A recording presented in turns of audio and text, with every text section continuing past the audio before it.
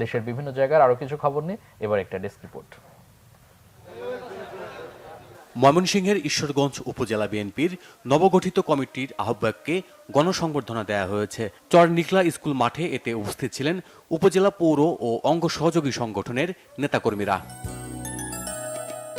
জেলা আইনজীবী সমিতি নির্বাচন হয়েছে পটুয়াখালীতে। সকাল 10টা থেকে শুরু করে বিকাল 4টা পর্যন্ত চলে ভোট গ্রহণ।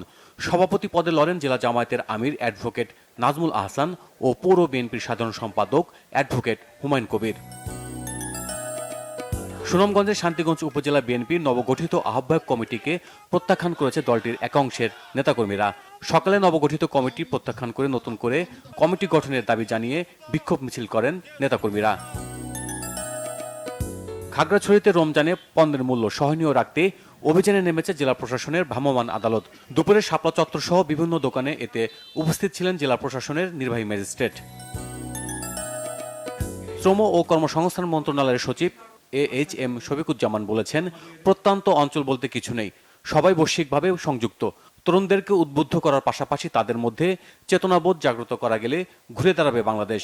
বরিশালে স্থানীয় শিল্পকলা একাডেমিতে তারুণ্যের ভাবনায় কর্মসংস্থান বিষয়ক মত বিনিময় সভায় এসব কথা বলেন শ্রম ও কর্মসংস্থান সচিব।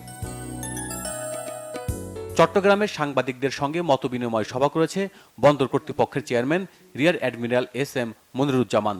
বন্দরের শহীদ ফজলুর রহমান মুন্সী অডিটোরিয়ামে মতবিনিময়কালে তিনি বে টার্মিনাল প্রকল্প নিয়ে কথা বলেন। ফরিদপুরে পানি উন্নয়ন বোর্ডের আওতায় প্রকল্পের উপরে গণশুনানি হয়েছে। চর ভদ্রাসন উপজেলার জাকেরের সুরা এলাকায় এতে প্রধান অতিথি হিসেবে উপস্থিত ছিলেন অতিরিক্ত জেলা প্রশাসক। শহীদ প্রেসিডেন্ট জিয়াউর রহমান স্মৃতি আন্তঃ উপজেলা গোল্ড কাপ ক্রিকেট টুর্নামেন্টের ফাইনাল খেলা হয়েছে নরসিংদীর রায়পুরায়। মাঝেরচর নতুন বাজার মাঠে মাঝেরচরের মামনিক স্পোর্টিং ক্লাবকে হারিয়ে বেকমাবাদ ক্রিকেট একাদশ চ্যাম্পিয়নশিপ অর্জন করে। Bangla vision news desk.